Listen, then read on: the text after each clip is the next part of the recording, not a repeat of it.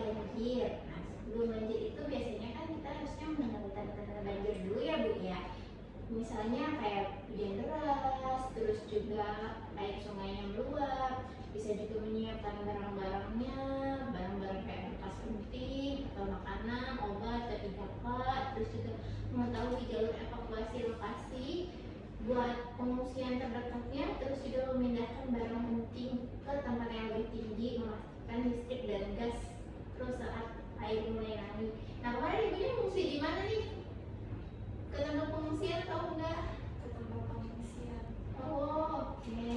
Nah, ini karena kan kemarin banyak juga ya yang terdampak banjir ya.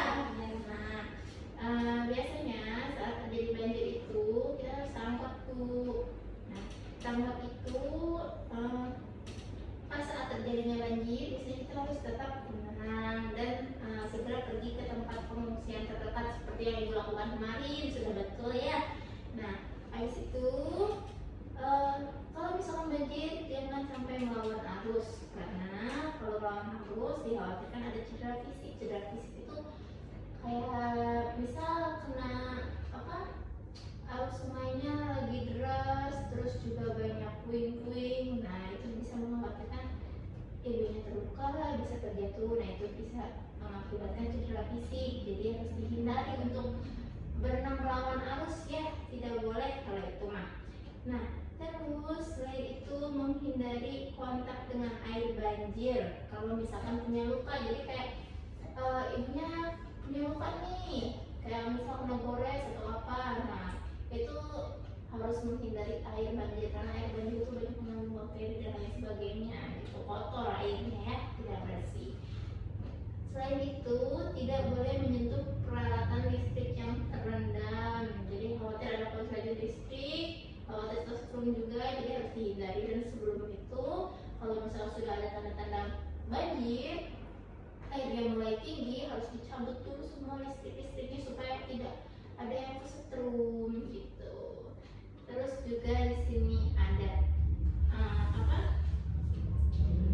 jika sudah terjebak banjir, ibunya harus naik ke tempat yang lebih tinggi supaya apa? Supaya aman. Nanti memberikan tanda pertolongan yang mungkin kayak misalkan teriak, terus kayak coba rescue atau center supaya gampang nanti evakuasinya.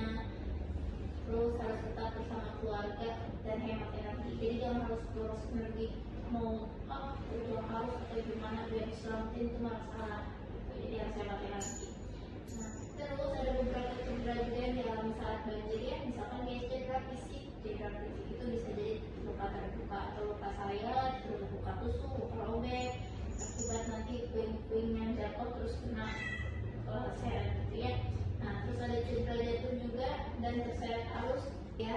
Nah, dia bisa menyebabkan terkilir, selewat, terus juga patah tulang, terus juga cedera kepala ringan hingga berat gitu ya. Nah, ada tenggelam. Tenggelam biasanya ada gangguan pas bagian pernapasan, terus juga hipoksia, terus ada resiko aspirasi air kotor nantinya. Nah, selain itu juga ada cedera akibat lingkungan. Biasanya ditandai dengan hipotermia. Hipotermia itu kedinginan. Nanti kalau misalkan pada saat ibunya kedinginan setelah banjir atau berendam lama di air banjir yang kotor itu, ibu bisa nanti mengganti pakaian dengan pakaian yang bersih, yang kering, terus juga dia bisa dilapisi pakai jaket atau selimut supaya tidak terjadi hipotermia. Nah, terus juga ada sengatan listrik akibat kabel atau peralatan listrik yang terendam atau konslet dapat mengakibatkan luka bakar dan gangguan irama jantung nantinya. Terus juga ada penyakit dan cedera akibat infeksi. Biasanya ada infeksi luka, tetanus, terus juga infeksi bakteri akibat air yang tercemar gitu. Nah, di sini juga ada penyakit kulit ya, gatal dan infeksi jamur nih yang ibunya alami sekarang nih ya. Nah, itu biasanya dikarenakan karena kaki berendam terlalu lama di air banjir itu, di air yang kotor gitu. Jadi dia bisa mengakibatkan gatal-gatal, ada juga infeksi jamur, biasanya kayak kutu air gitu ya. Terus juga ada penyakit menular pasca banjir, biasanya ditandai dengan diare gitu, sama ispa. Ispa itu seperti batuk pilek ya. Ada juga cedera psikologis, stres akut, kecemasan, trauma psikologis, sama gangguan tidur karena akibat keinget nih banjir ini kayak gini sampai bikin trauma, takut gitu. Nah, biasanya itu saja.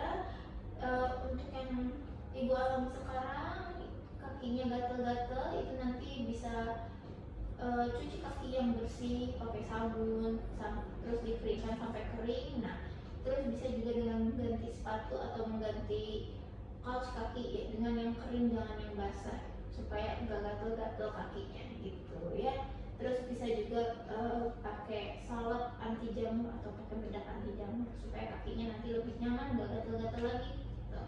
Nah, setelah banjir